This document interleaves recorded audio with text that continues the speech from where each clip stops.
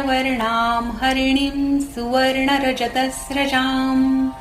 चन्द्रां हिरण्मयीं लक्ष्मीं जातवेदो म आवह